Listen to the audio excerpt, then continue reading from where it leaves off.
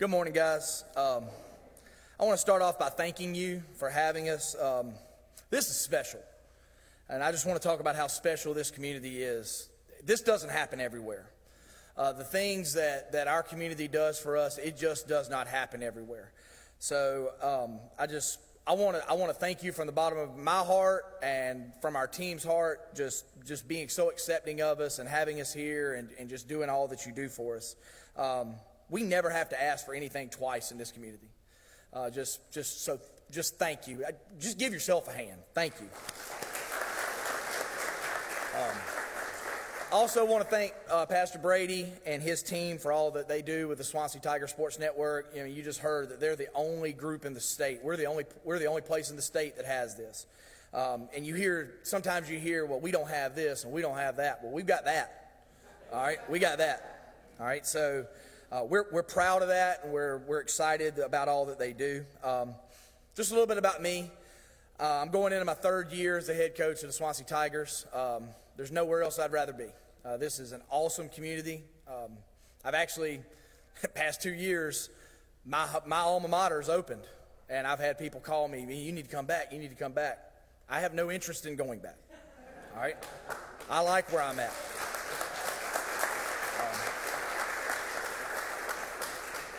I think this is going to be year 20-something coaching. This is going to be my 12th year as a head coach. My wife, Erin, over here is very, very involved. She's the librarian at the high school. She's been a teacher for a long time. And she's not your typical coach's wife. If you come to the games, she's out there on the sideline. She's an extra coach. My son, Gideon, is a middle school player. He's 13, going to be in the 8th grade this year. And my daughter, Harmon, plays basketball, plays softball, and she might be the smartest human being I've ever met. So she might take over the world one day. The next thing I want to talk about is our program and what we try to do in our football program. Obviously, we want to win football games, but that's not our number one priority. It is a priority, and I tried to make that clear when I came here. Winning's important, and we want to win football games. And it is a priority, but it is not the number one priority. The number one thing in our program is trying to put out good human beings.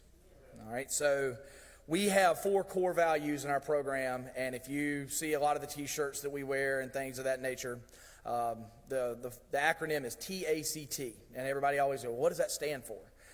And I'm not like Coach Thale, you got to be part of the wrestling program, know what their acronym stands for. I tell everybody what ours stands for. So the first T stands for team. We strive to be good teammates. We talk about how selfishness has to die in our program. It's the first thing that will kill a football team. It's the first thing that will kill any organization is selfishness. You can't care more about you than you do the team. The A is accountability. We talk about 3 levels of accountability in our program. The coaches can hold you accountable. That's the lowest level. And then you hold yourself accountable. And then the final level is we start holding each other accountable. And that's an ongoing process every day. And so, but that's something that I think we're getting better at in our program. Starting to notice that when guys do something wrong, they just automatically punish themselves. We don't have to do it. So it's something that is growing. The C is competition. We want to be competitive. You know, everybody wants to be competitive on Friday nights, but we want to be competitive on Tuesday afternoon. We want to be competitive on Wednesday afternoon. So we want to compete.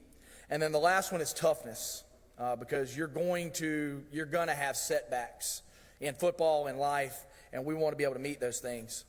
And I heard Pastor Brady say it a second ago, football ends for everybody. At some point, it ends for everybody. For most people, for most players, it ends after high school. Very, very few get to go and play at the next level. And even if you do, even if you play 15 years in the NFL, you're going to retire by the time you're 40 years old.